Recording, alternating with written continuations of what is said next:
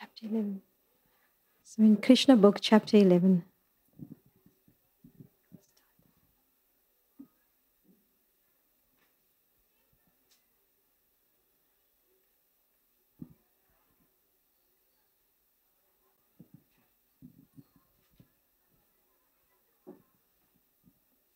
Okay, Krishna book, chapter 11. Killing the demons, Vatsasura and Bakasura.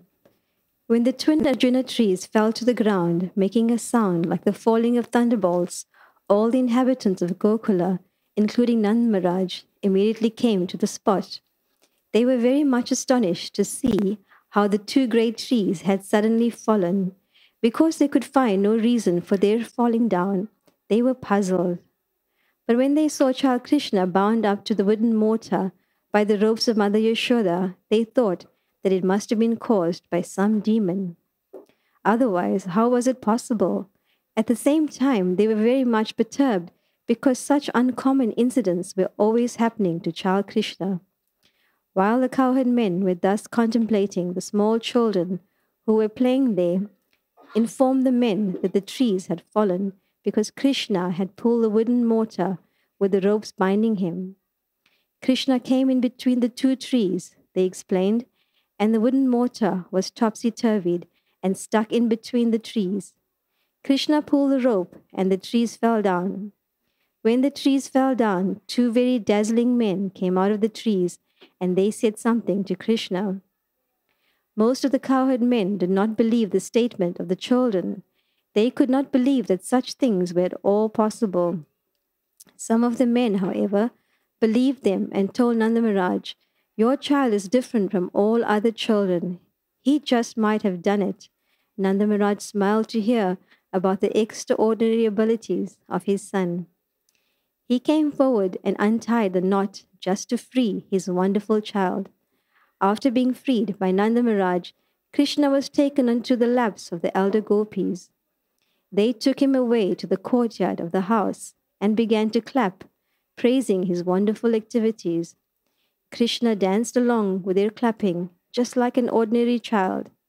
The Supreme Lord Krishna, being completely controlled by the gopis, sang and danced just like the puppet in their hands. Sometimes Mother Yashoda used to ask Krishna to bring her a wooden plank for sitting. Although the wooden plank was too heavy to be carried by a child, still, somehow or other, Krishna would bring it to his mother.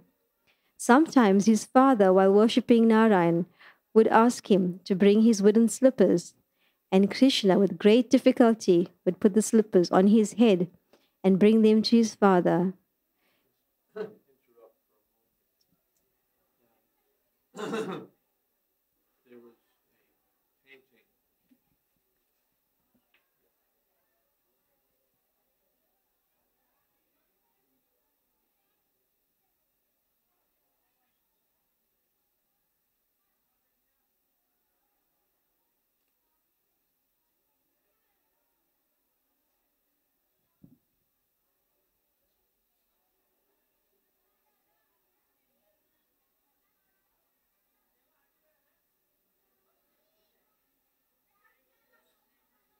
Hare Krishna.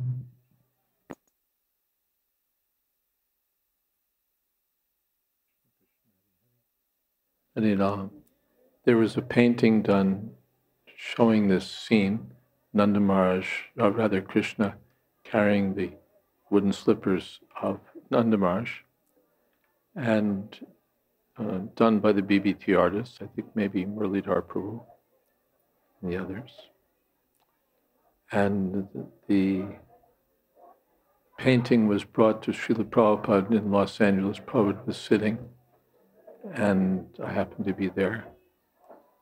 And Prabhupada saw the painting, he became absorbed. He was just absorbed in the painting. And then he said, "Just see, I am a great hero. I have brought your shoes."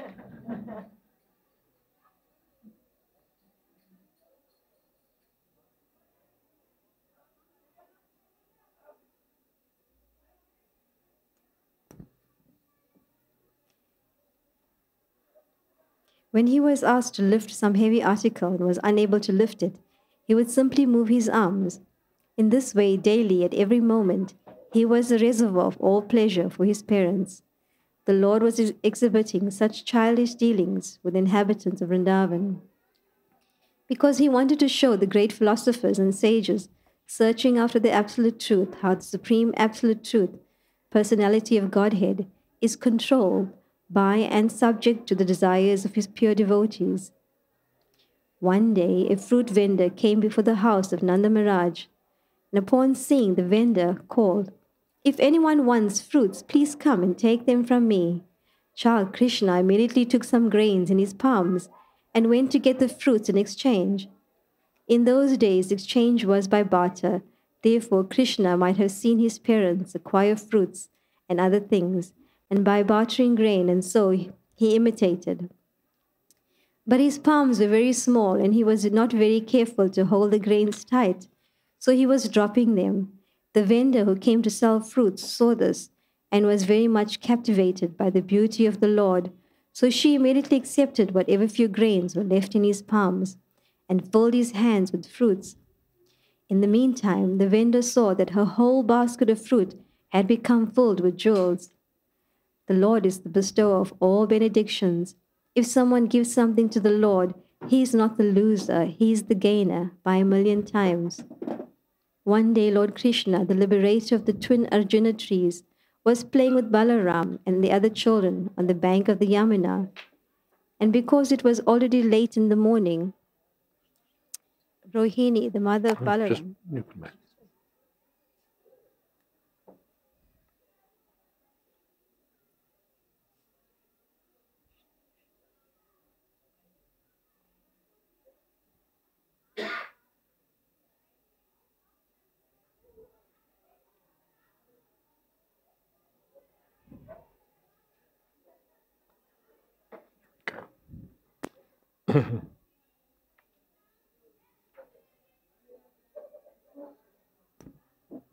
because it was already late in the morning, Rohini, the mother of Balaram, went to call them back home. But Balaram and Krishna were so engrossed in playing with their friends that they did not wish to go back. They just engaged themselves in playing more and more. When Rohini was unable to take them back home, she went home and sent Mother Yashoda to call them again. Mother Yashoda was so affectionate toward her son that as soon as she came out to call him back home, her breast filled up with milk. She loudly cried, "My dear child, please come back home. Your time for lunch is already past." She then said, "My dear Krishna, oh my dear lotus-eyed child, please come and suck my breast. You have played enough. You must be very hungry, my dear little child. You must be tired from playing for so long." She also addressed Balaram thus, "My dear Rama, the glory of your family, my dear child, please come back with your younger brother, Krishna, immediately. You've been engaged in playing since early morning, and you must be very tired. Please come back and take your lunch at home. Your father, Nanda Maharaj, is waiting for you. He has to eat, so you must come back so he can eat." As soon as Krishna and Balaram heard that Nanda Maharaj was waiting for them and could not take his food in their absence, they started to return. Their playmates complained, "Krishna is leaving us just at the point when our playing is at the summit.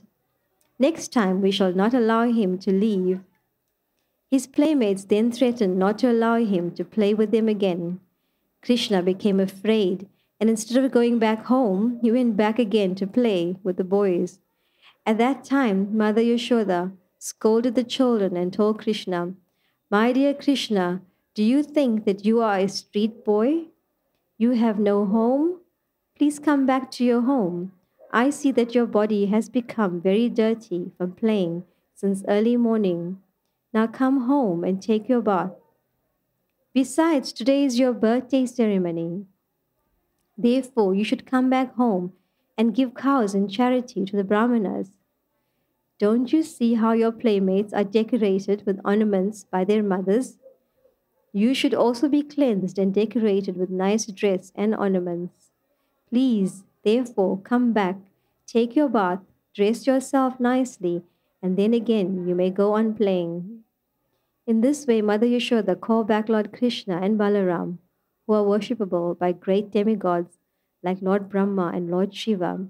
She was thinking of them as her children. When Mother Yashoda's children, Krishna and Balaram, came home, she bathed them very nicely and dressed them with ornaments. She then called for the Brahmanas, and through her children, she gave many cows in charity for the occasion of Krishna's birthday. In this way, she performed the birthday ceremony of Krishna at home.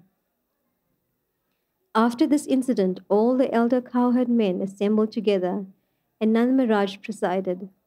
They began to consult amongst themselves how to stop the great disturbances in Mahavan on the account of the demons. In this meeting, Upananda, the brother of Nanda Maharaj, was present. He was considered to be learned and experienced, and he was a well-wisher of Krishna and Balaram. He was a leader, and he addressed the meeting as follows. My dear friends, now we should leave here for another place, because we are continually finding that great demons are coming here to disturb the peaceful situation, and they are specially attempting to kill the small children. Just consider Putana and Krishna. It was simply by the grace of the Lord Hari that Krishna was saved from the hands of such a great demon. Next, the whirlwind demon took Krishna away into the sky, but by the grace of Lord Hari, he was saved, and the demon fell down on a stone slab and died. Very recently, this child was playing between two trees, and the trees fell down violently, and yet there was no injury to the child. So Lord Hari saved him again. Just imagine the calamity if this child or any other child playing with him were crushed by the falling trees. Considering all these incidents, we must conclude that this place is no longer safe. Let us leave. We have all been saved by different calamities by the grace of Lord Hari. Now we should be cautious and leave this place and reside somewhere where we can live peacefully. I think we should all go to the forest known as Vrindavan, where just now there are newly grown plants and herbs. It is very suitable for pasturing ground for our cows, and we and our families, the gopis with their children, can very peacefully live there.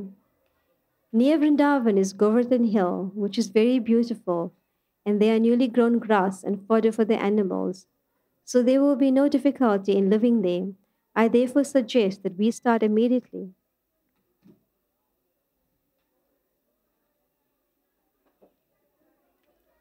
I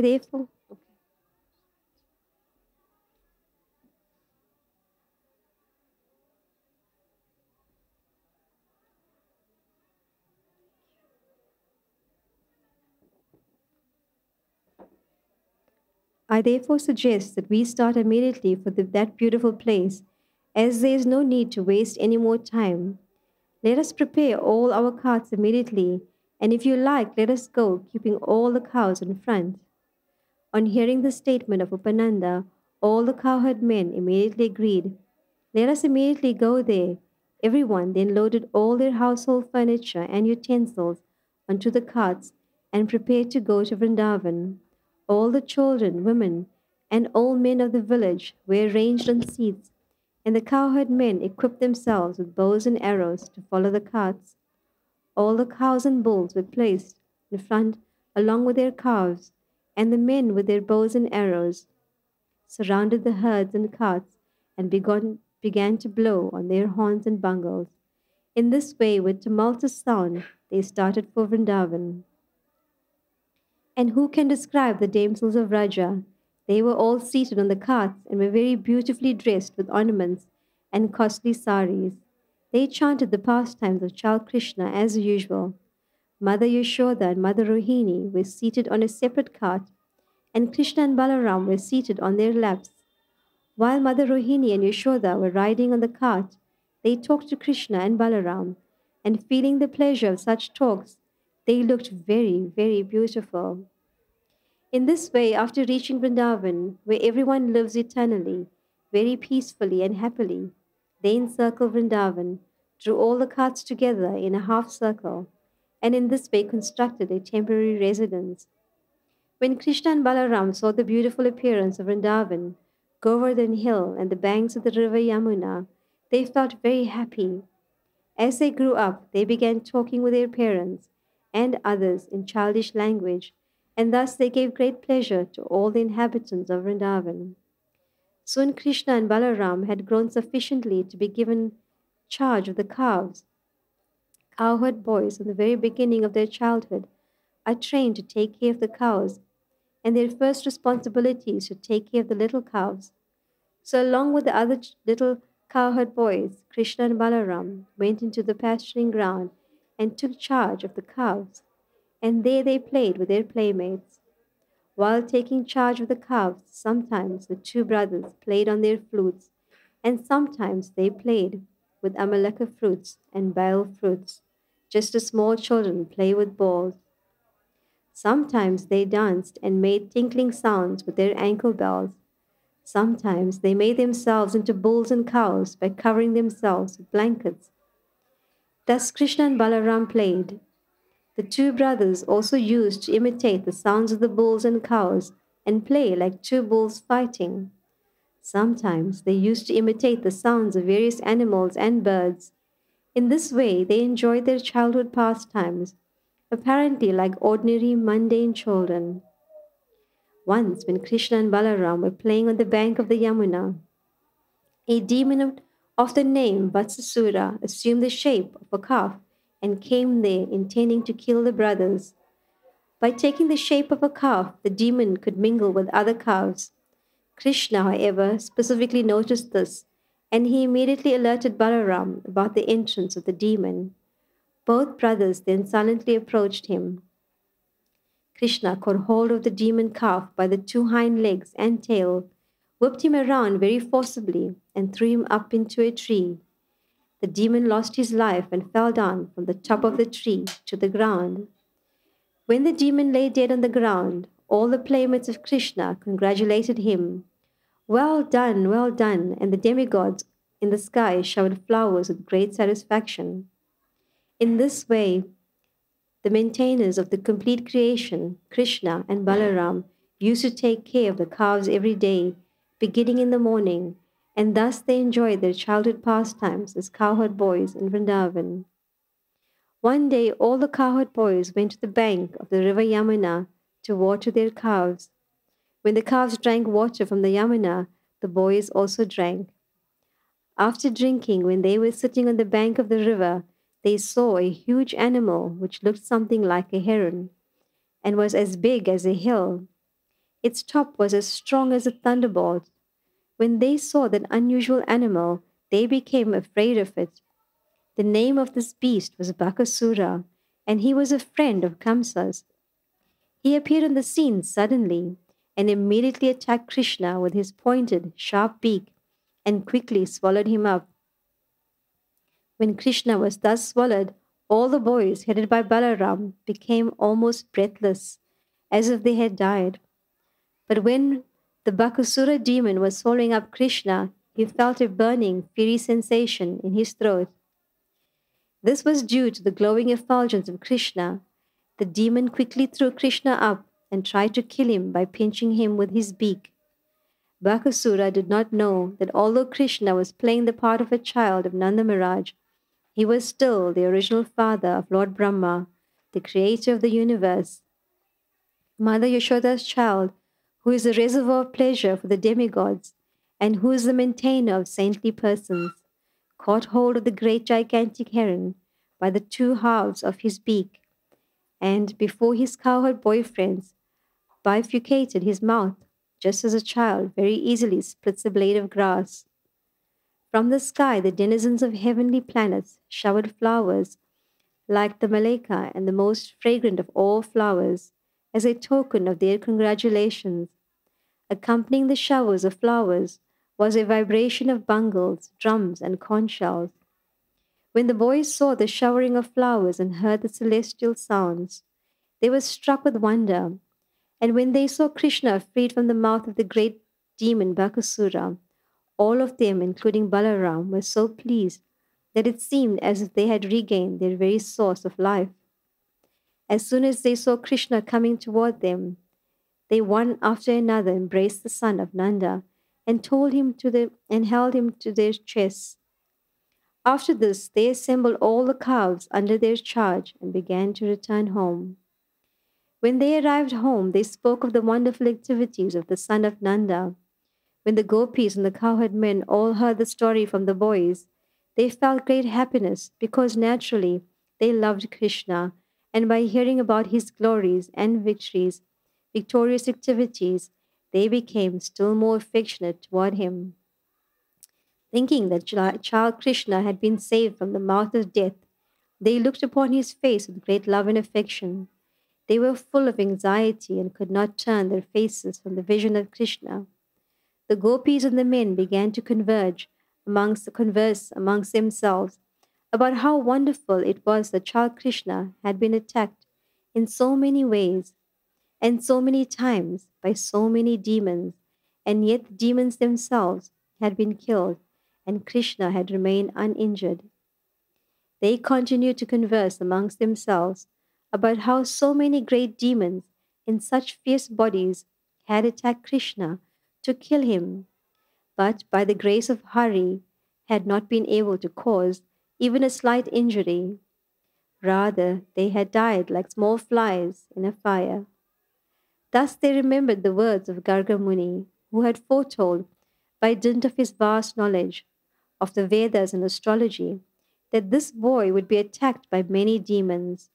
Now they were actually seeing that this was coming true, word for word. All the cowherd men, including Nanda Maharaj, used to talk of the wonderful activities of Lord Krishna and Balaram. And they were always so much absorbed in those talks that they forgot the threefold miseries of this material existence. This is the effect of Krishna consciousness. What was enjoyed 5,000 years ago by Nanda Maharaj can still be enjoyed by Krishna conscious persons simply by talking about the transcendental pastimes of Krishna and his associates. Balaram and Krishna enjoyed their childhood pastimes, imitating Lord Ramachandra's monkeys, who constructed the bridge over the ocean, and Hanuman, who jumped over the water to Ceylon. They used to imitate such pastimes among their friends, and so happily passed their childhood life. Thus ends the Bhaktivedanta purport of the 11th chapter of Krishna, killing the demons, Vatsasura and Bakasura.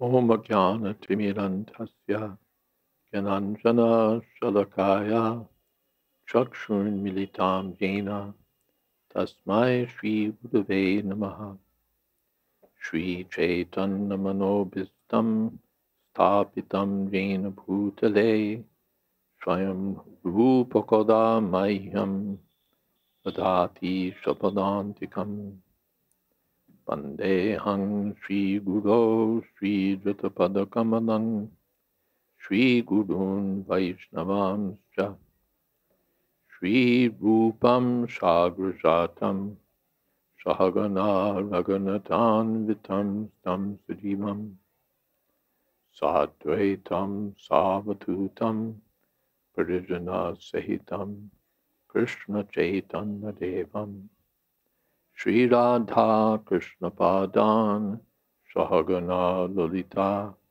Sri Vishakhan Vitamscha He Krishna Karuna Sindho Dina Bandho Jagatpate Gopesha Gopika Kanta Radha Kanta Namostute Tapta Kamshana Gaurangi Radhe Vrindavaneshwari Prishabhanu Sute Devi Pranamami Hori Priye Vanchakolpatarubhyascha Kripa Sindho Bhyevacha Patitanam Pavanebhyo Vaishnavebhyo Namo Namaha Shri Krishna Chaitanya Prabhu Nityananda Shri Advaita Gadadhar Srivasadi Gaur Bhaktivinoda Hare Krishna Krishna Krishna Hare Hare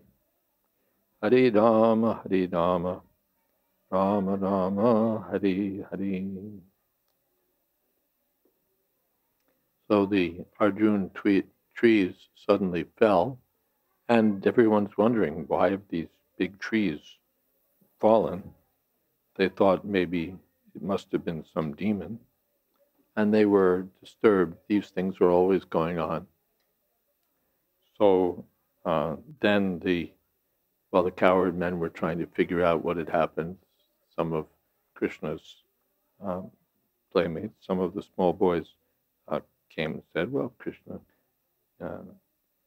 had pulled the rope that was tying him to the mortar, and he pulled down the trees. And then the trees fell, and two dazzling men came out, and they said something to Krishna.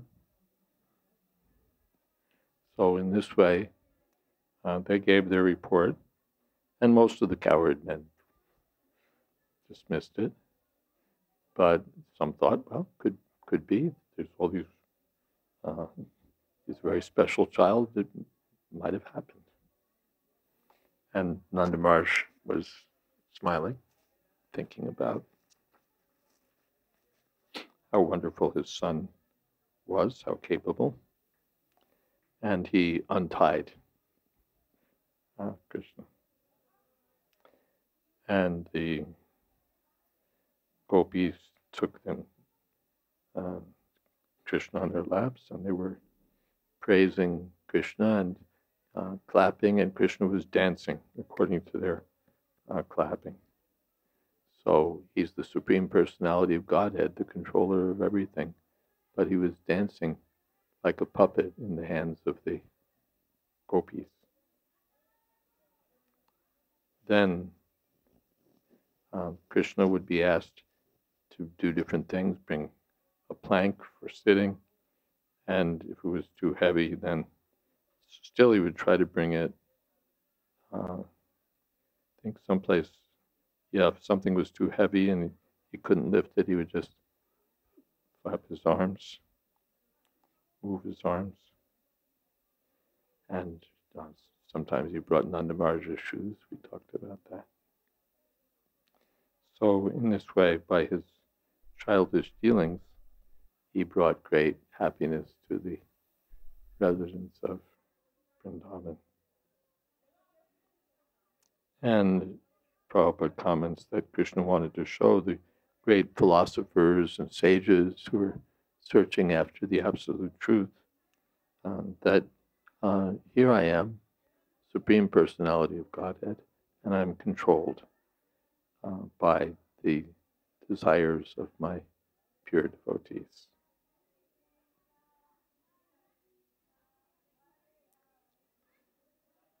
Then there's the incident of the fruit seller, where she was calling out, if anyone wants any fruits, come get them from me. Still, we hear the fruit sellers have their carts and they're going about, Amrud, Amrud, Amrud, or whatever the fruit might be. Chiku, chiku, chiku. So the fruit seller was there, and Krishna must have seen his father or his parents getting fruits by barter. So Krishna took some rice in his hands and went to get some fruit, but his hands he couldn't clench so expertly, and the grains were falling. But the fruit seller was so captivated at seeing Krishna that she loaded him up with fruits. And meanwhile, when she looked at her basket of fruit, she saw that it had become filled with jewels. And Prabhupada comments that if someone gives something to the Lord, he's not the loser, but the gainer by 1,000,000 times. Then there's this incident where Krishna's playing with his friends, and lunchtime is coming. So Rohini went to call Krishna and Balaram back, but they kept playing. And so then Rohini asked Yashoda, you please call them. Because Yashoda is at the highest level of love for Krishna. So you please call them. So then Krishna and Balaram were ready to come. They heard that their father couldn't eat until they came. So they're ready to come. But then the boys said, if you leave, we're not going to play with you anymore. So then they came back to play. And then Yashoda scolded them. You think you're a street boy? Get back home. And besides, you must be very hungry. And besides, today's your birthday, so you have to give cows to the Brahmins. In our Western culture, on our birthdays, we want presents. We expect to get gifts. And we let people know what we want. And maybe we're not very happy if we don't get what's on our list. All sorts of toys and this and that. But the Vedic culture is that on your birthday you give charity, especially to the Brahmins. So Yashoda gave charity to the Brahmins through Krishna. And in this way the things were going on.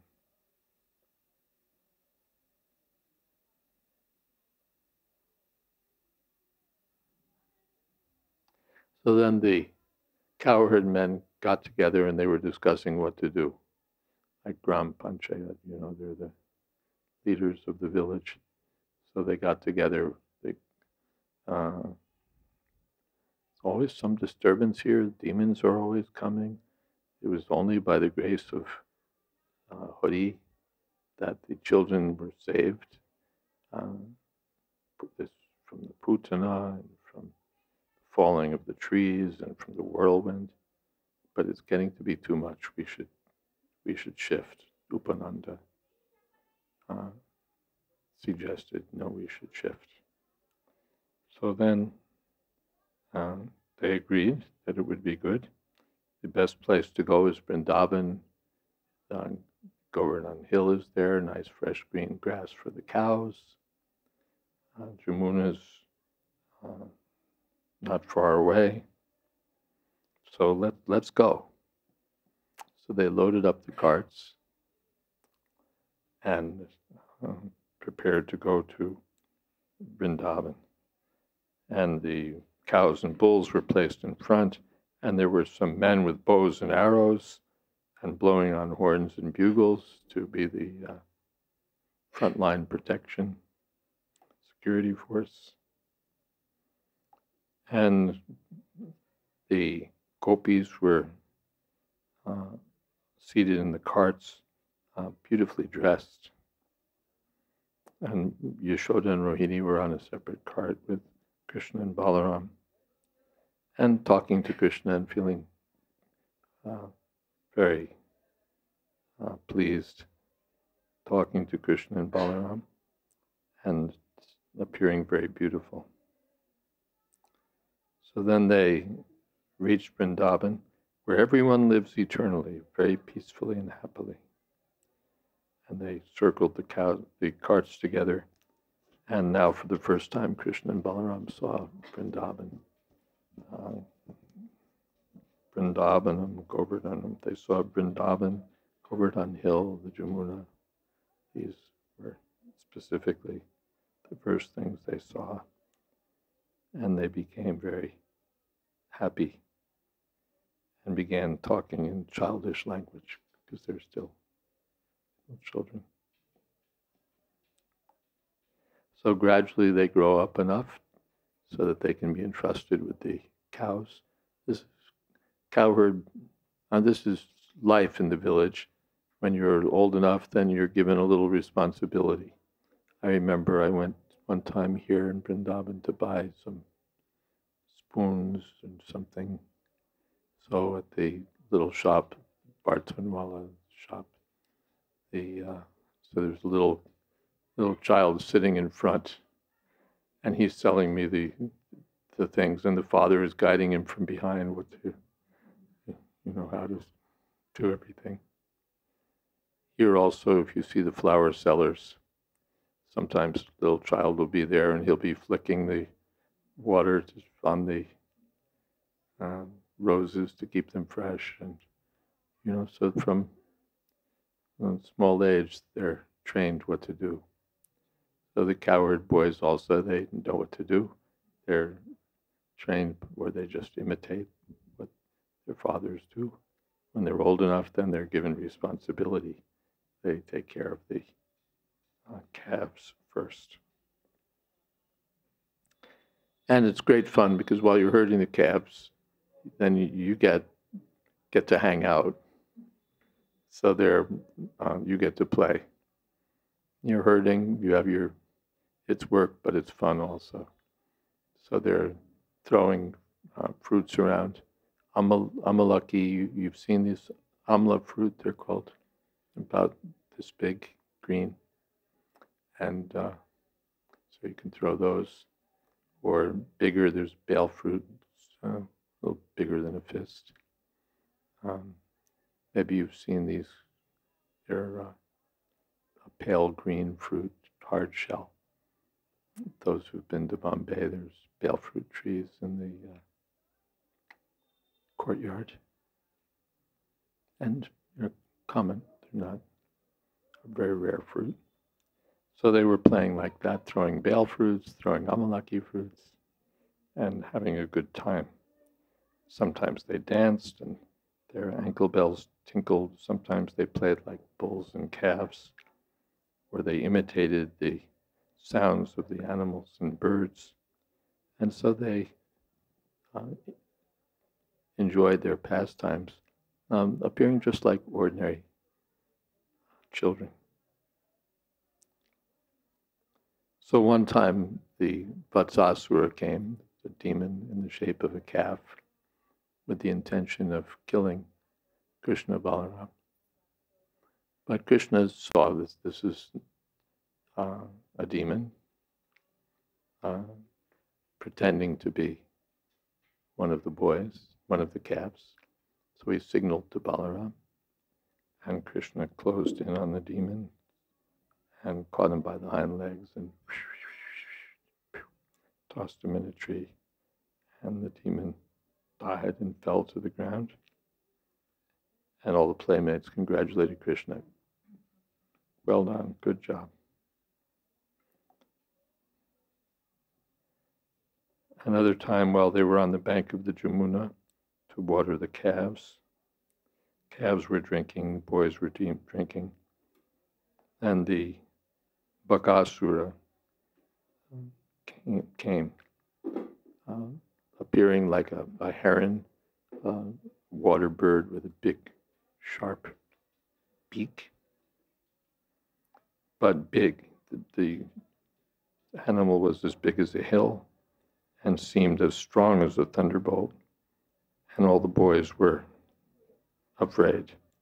In fact, it was a demon, a friend of Kamsa's, and he tried to swallow Krishna with that beak. So he swallowed Krishna, but then Krishna became hot, and the demon felt fiery sensation within his throat, and so he coughed Krishna up and tried to kill him with his beak, stabbing.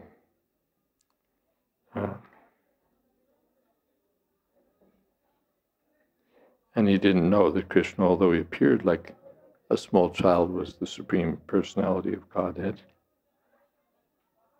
And Krishna caught hold of the two sides of his beak and bifurcated, which means split. He split the demon's beak in two, the way a child splits a blade of grass. And then again, the demigods were pleased and showered flowers, and there was bugling and the sound of drums. And the boys thought this was wonderful, hearing all these things.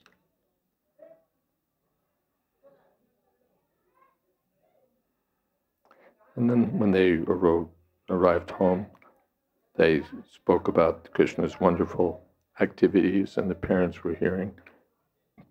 Prabhupada said that every day the boys would come home, "Oh, mother, Krishna killed this big demon. And the mother would say, oh, God, Krishna is so wonderful. And in this way this is again kirtan. Sometimes the ladies were lodging complaints, Krishna is doing this and this and this. And here the boys are narrating the day's activities, but the day's news is all transcendental. It wasn't, this is what I read in the newspaper today, or these were the ordinary mundane activities. They were talking about the transcendental activities of the Supreme Personality of Godhead. So this was Krishna Kirtan. And the gopis and the men would talk about how wonderful Krishna was. In this way, they were absorbed in thought of Krishna. And they felt that, oh, Krishna's like he's come back from the dead, or he's been returned to us by the grace of God, so that even though these demons tried to kill him, by the grace of God, he's been saved. And they remembered how Gargamuni had predicted these things, and they thought, oh, great sage. And Prabhupada says that while talking of these wonderful activities of Krishna and Balaram, the men and women of Vrindavan were so absorbed that they forgot the threefold miseries of material existence. And Prabhupada said, even now, 5,000 years later, we can enjoy the same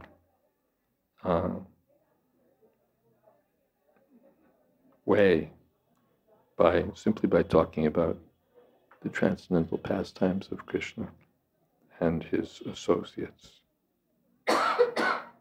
Then there's a little more about how Krishna and his friends imitated Ramchandra and the building of the stone bridge to Lanka.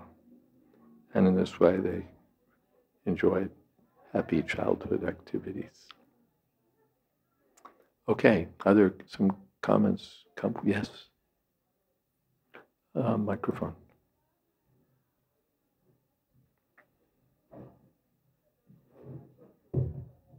Hare Krishna Maharaj.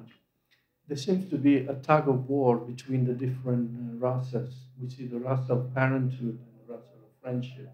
Like Mother Yashoda and the children are vying for attention towards Krishna. Mother Yashoda is calling Krishna back home. Now, and then we see that later on, the location changes. The settings change completely from Gokul to Vrindavan. Now, the change of location, does he imply a particular rasa, particular mode? No. Because it seems like that the childhood pastimes, not the childhood pastimes, but the pastimes with the coward boys, they're more prominent in Vrindavan than Gokul. One thing is, it's not exactly a tug of war. All the rasas are there. The servanthood is there, parental love is there, friendship is there, conjugal love is not yet manifest. But these rasas are there. And they're not in conflict, just as we hear that Krishna entered the assembly, the arena of Kamsa, and everyone is seeing Krishna according to his own personal relationship. So everything's going on simultaneously. And in one sense, the different rasas are enhancing one another. Akila Rasamrita Sindhu, Krishna is the ocean, all different tastes. So there's no conflict. So because Krishna is of a younger age, in Gokul, these pastimes are going on with the boys, childhood pastimes. In Vrindavan also, Krishna is enjoying with the cowherd boys. They go on. Now Krishna takes charge of the cows, takes on greater responsibility. Those things are still going on. But then the pastimes with the young gopis also become prominent in Vrindavan. So in Vrindavan we see the fullness of all the relationships. Thank you. Yes, in front of you. Hare Krishna Maharaj. Maharaj, my question is regarding the charity. When it was birthday of Krishna, Krishna used to give cows or some kind of charity or donations. Cows. Yeah. So, like we are in Vrindavan and we see a lot of sadhus or some small kids are around Vrindavan, and whenever I go outside, they ask for the charity. How should I consider that they are the right person? Should I give charity or not? Because at one point I see that there are so many parents, they are forcing the kids to beg them. So I cannot understand, I cannot differentiate. Should I give donation or charity? Because at another point I see that there are children in front of me. So how can I do this? Generally, how do we decide how to give charity? The various people are coming and begging, and sometimes children are begging, what would you say, engaged by the adults. They're sent out to beg. So how do we know whom to give charity to? Oh, of course, deshe kale japatre cha taddanam itis sattvikam. Charity in the mode of goodness is given to the right person, the right place, the right time. So generally, that means Prabhupada said to a qualified Brahmin, to Vaishnav. So we're not very much interested in giving charity to the poor and the beggars in general and those people. The mundane philanthropists think that helping the poor that's the best charity. But according to Shastra, best charity is to give to the Brahmins and Vaishnavas. Of course, here in Vrindavan, everyone is more or less a Vaishnav. And so the general advice, give something. Of course, here you give something to one child, you'll find there's 40 children all of a sudden. Just come out of nowhere. So you have to decide what you want to do. But something we can give sometimes. Srila Bhakti Siddhanta Saraswati Thakur used to instruct his householders that they should give something, just so that they wouldn't become hard-hearted. No, I can't give money to these people because it's against religious principles, blah, blah, blah, blah, blah. Meanwhile, I spend freely for sense gratification, for my family, for my household maintenance, but I won't give to others. So he said they should give something. Doesn't have to be much. Not the 100 rupee note or something, but something.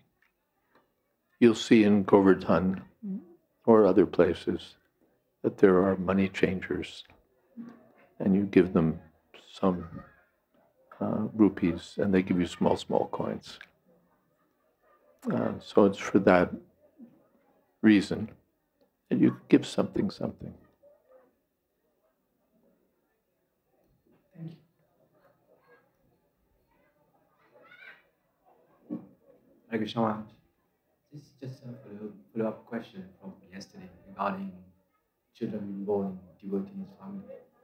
So we see, you said it's because of their past karma, and obviously picking up from where they left.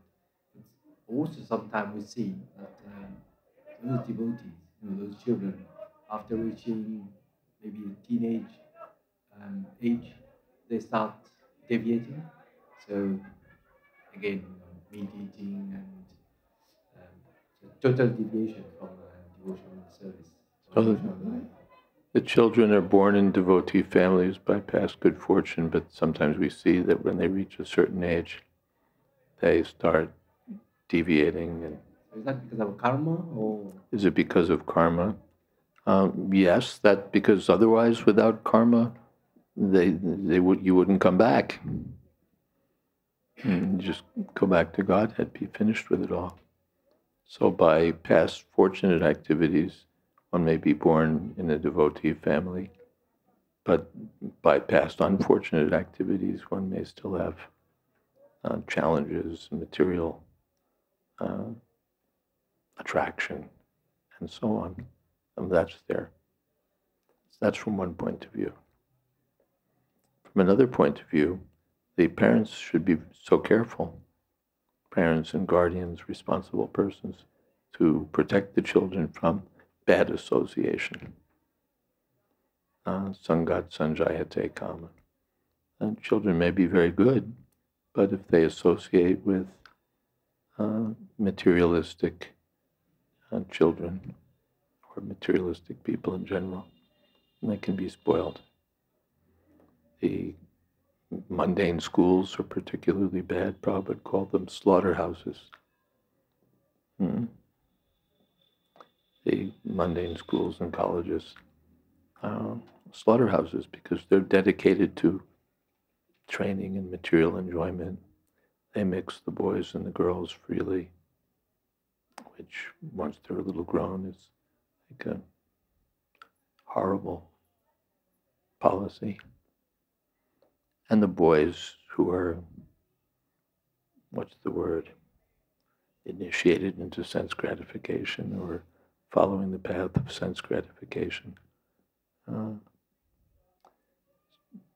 try to engage the others in a similar way. We're trying to raise devotee children to be well situated on the path of bhakti, and these other people are being trained to be well situated on the path of karma and vikarma. So that association is destructive. So therefore Prabhupada wanted to have our own schools where the children would be raised in Krishna consciousness and not have this bad association. But anywhere there can be a bad association, so the guardians have to be very careful.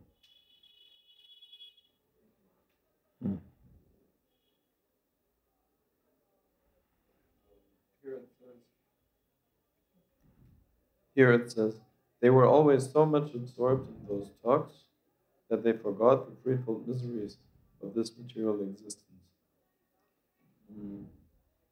My question is that our day is very short. And are they what? Our days are very short. Our days are short, yeah. It feels like that. And we would like to dedicate so much time to hearing and chanting, and then to which extent are we allowed to neglect our bodily needs? Because it's easy for the mind to think. To what extent we want to be engaged in hearing and chanting, to what extent in our short days can we neglect bodily needs? Yeah. It's easy for the mind to think that, oh, it's unhealthy, but maybe it's not. So it's easy to think it's unhealthy, maybe it's not. Of course, here it doesn't say they forgot their bodily necessities. It says they forgot the threefold miseries. That's a different thing. A person who's absorbed in Krishna consciousness, he just forgets that they're, just when you're, you're having aches and pains or some kinds of issues, and you're sort of, and then if you get absorbed in some service, you forget about it. And then when the service is over, you go back. But if you're always engaged in service, always absorbed, then you forget, practically speaking, that you're in the material world in terms of the miseries that being in the material world involves.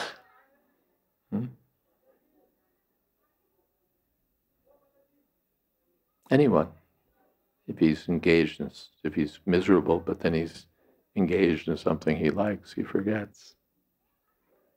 That's material, though. He's just shifting his consciousness from one mundane thing to another.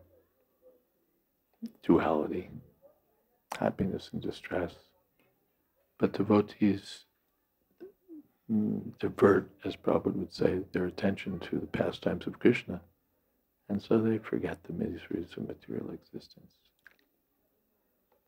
As for neglecting the body, Krishna says, Yukta ahara viharascha, Yukta cheshtasya karmasu, Yukta swapnavabodhasya yoga bhavati dukkha. One gets freed from material miseries by being regulated in one's ahara, one's eating, yukta ahara, one's recreation,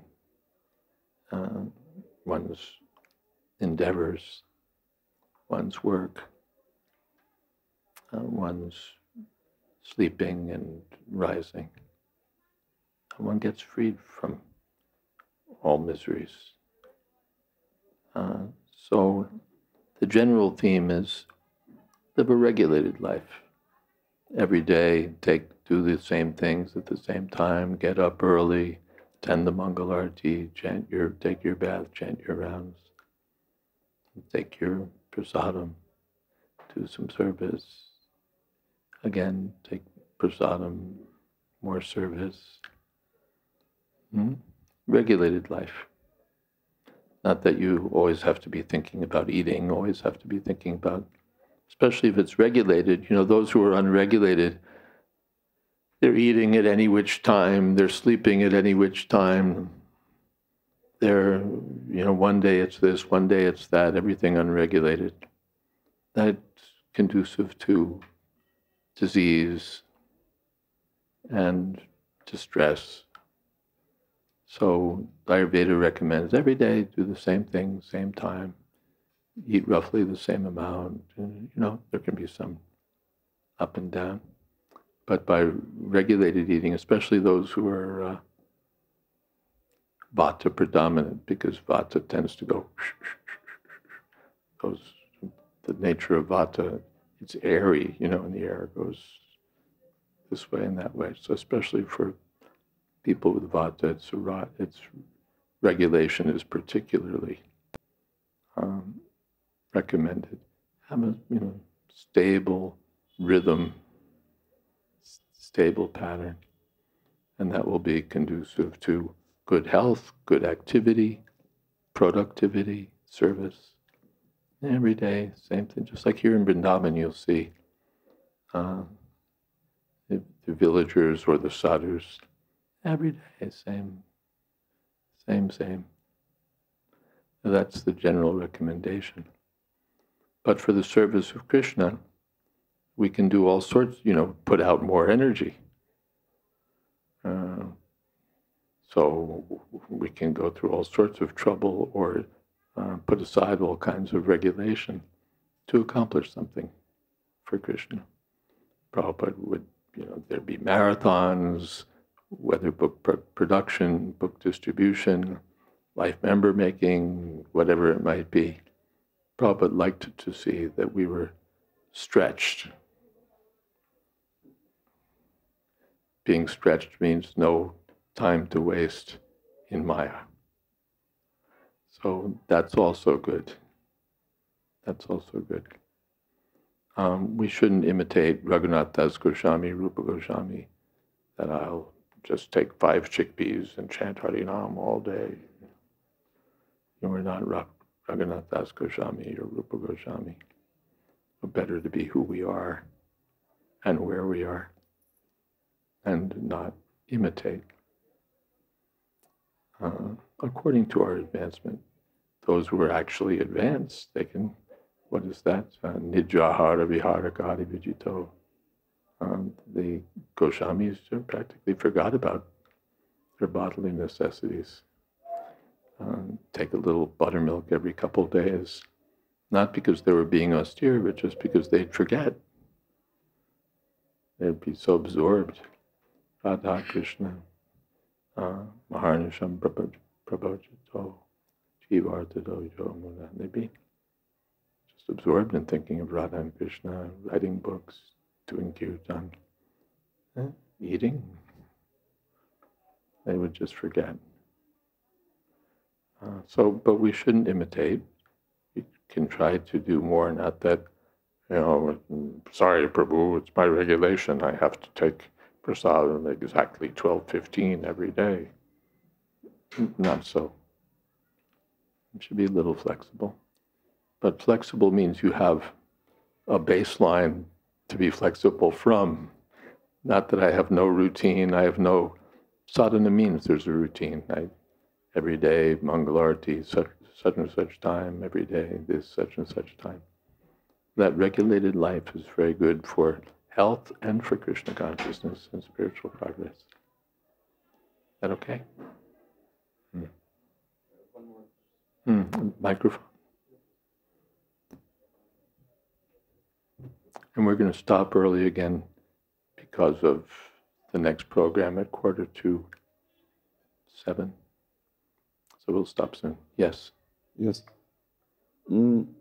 Here in the chapter just described how Vrindavan is a very nice place. Very nice. And there is maybe, as you said, one class previously, that there's a thick layer of covering of Yoga Maya, and we don't find it so easy to penetrate the deeper levels. But still we feel something. So once we come here, it seems to be such an awkward thing to leave this place. So how can we have integrity when we leave this place? I don't see how it is possible. You take Vrindavan with you. How to do that? Prabhupada said Vrindavan it's the consciousness that creates Vrindavan. So, and what is that consciousness? It's Krishna consciousness, devotional service to Krishna. So, just to sit in Vrindavan when my spiritual master has some service wanted from me is my own sense gratification. And then I won't get the full benefit of Vrindavan. I'm just sort of overstaying my right to be here. I'm thinking I'm going to make great advancement because I'm in Vrindavan, or I'm in Radhakund, or I'm in here or there. Better to serve. And we can feel some separation from Vrindavan. I wish I were in Vrindavan. Prabhupada was expressing when he was on the Jayadvaita, and then he was going. He was on his way to America for some service, but he was feeling separation from Vrindavan and from Radha Damodar. So when we leave, we may also feel, I wish I could be in Vrindavan again. That feeling of separation is the teaching of Chaitanya Mahaprabhu and the Goswamis. To feel separation from Krishna, to feel separation from Vrindavan. And on the other side, to feel the presence of Vrindavan by serving. Wherever you are in the world, if you're serving Krishna and serving your spiritual master, then you're advancing in Vrindavan consciousness. Okay? Anything else? Yes. Microphone.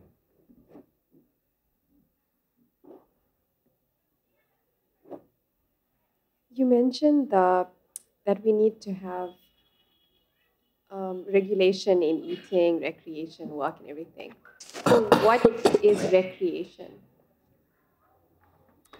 The Yuktahara Viharascha.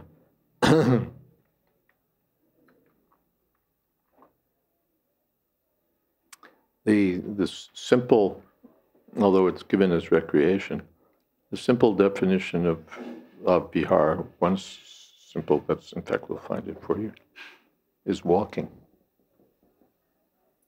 Let's see.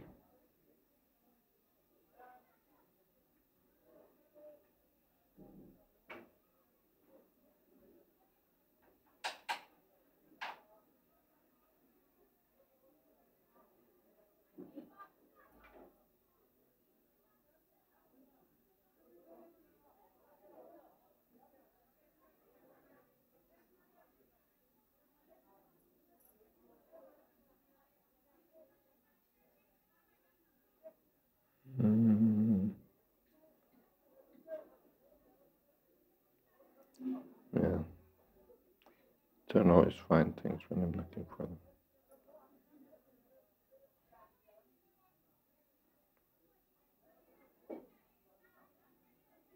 Yeah.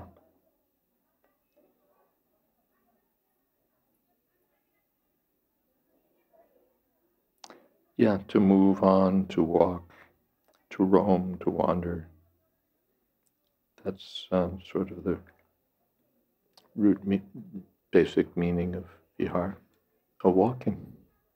Doesn't mean basketball, baseball, this ball, that ball. Prabhupada, interestingly, categorized that under the principle of idle sports. Gambling, no gambling, or idle sports. So Prabhupada put the baseball, football, basketball, and so on, all under idle sports. So that's not the recreation referred to here. You know, the right amount of basketball, regulated tennis, but walking, or Prabhupada said dancing. Our recreation, Prabhupada said dancing in the kirtan. Or those who are going out and distributing books, they're doing very good, what's the word? Physical exercise. Vihar. And Prabhupada every day was taking his walk wherever he was in the world. In the morning, he would go on a walk for maybe an hour. And he attributed his health, good health generally, to massage and walking.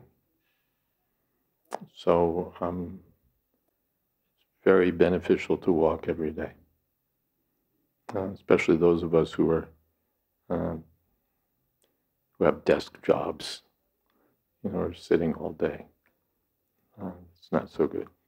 And people are needlessly paying money to join gymnasiums and have a subscription at this place or that place. Prabhupada didn't consider it necessary to have a subscription at some gym, physical fitness place. And he walked every day. The governments of the world spend so much money maintaining parks that most people don't have the time to go to. So the Hare Krishna devotees can take advantage and just go to some nice place and walk, vihar. Okay, we can stop here and have kirtan, and we still have some books, and anything else. And tomorrow is, I think there'll be a local parikrama program. And we'll come back early enough so that we can carry on here. Between now and then, Rukmini will have gotten some rest. She'll feel better.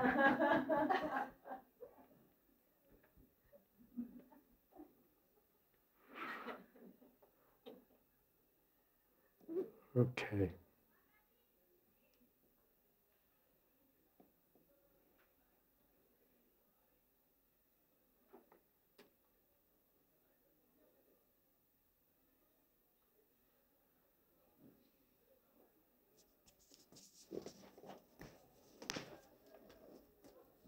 Jaya Shri Krishna Chaitanya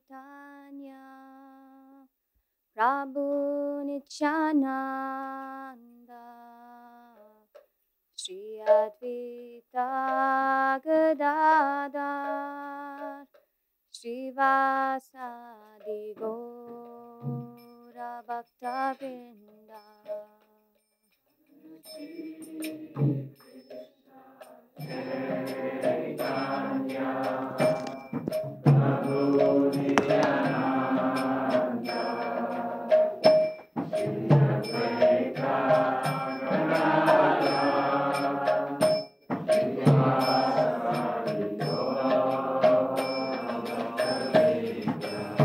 Jaya Shri Krishna Chaitanya Prabhu Nityananda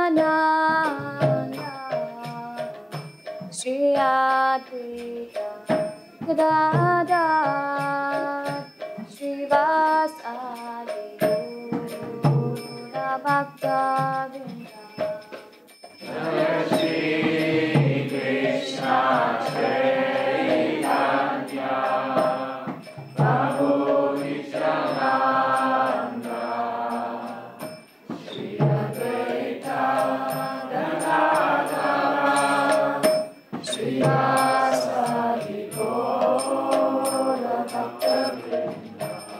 Hare Krishna, Hare Krishna, Krishna Krishna, Hare Hare, Hare Rama, Hare Rama, Rama Rama, Hare Hare, Hare Krishna, Hare Krishna, Krishna Krishna, Hare Hare, Hare Rama, Hare Rama, Rama Rama, Hare Hare, Hare Krishna, Hare Krishna, Krishna Krishna, Hare Hare, Hare Rama, Hare Rama, Rama Rama, Hare Hare, Hare Krishna, Hare Krishna, Krishna Krishna, Hare Hare, Hare Rama, Hare Rama, Rama Rama, Hare Hare, Hare Krishna, Hare Krishna, Krishna Krishna, Hare Hare, Hare Rama, Hare Rama, Rama Rama, Hare Hare, Hare Krishna, Hare Krishna, Krishna Krishna, Hare Hare, Hare Rama, Hare Rama, Rama Rama, Hare Hare, Hare Krishna, Hare Krishna, Krishna Krishna, Hare Hare, Hare Rama, Hare Rama, Rama Rama, Hare Hare, Hare Krishna, Hare Krishna, Krishna Krishna, Hare Hare, Hare Rama, Hare Rama, Rama Rama, Hare Hare, Hare Krishna, Hare Krishna, Krishna Krishna, Hare Hare, Hare Rama, Hare Rama, Rama Rama, Hare Hare, Hare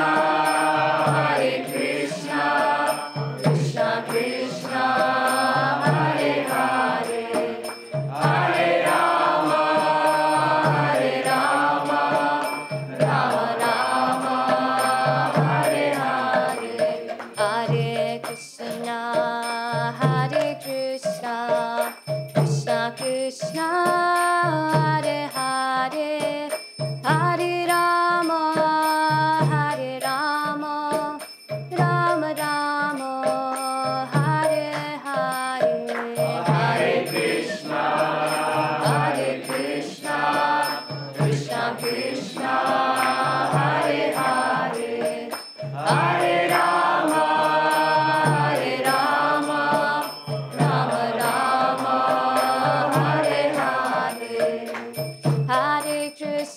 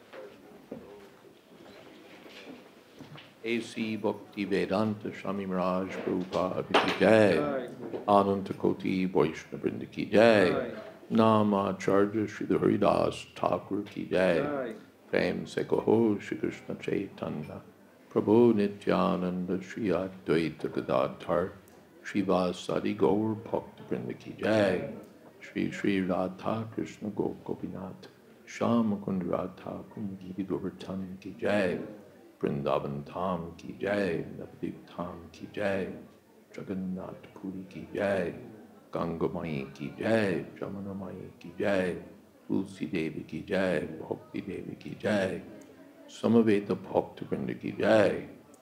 All glories to the assembled devotees. All glories to the assembled devotees. All glories to the assembled devotees. Gaur Premanande.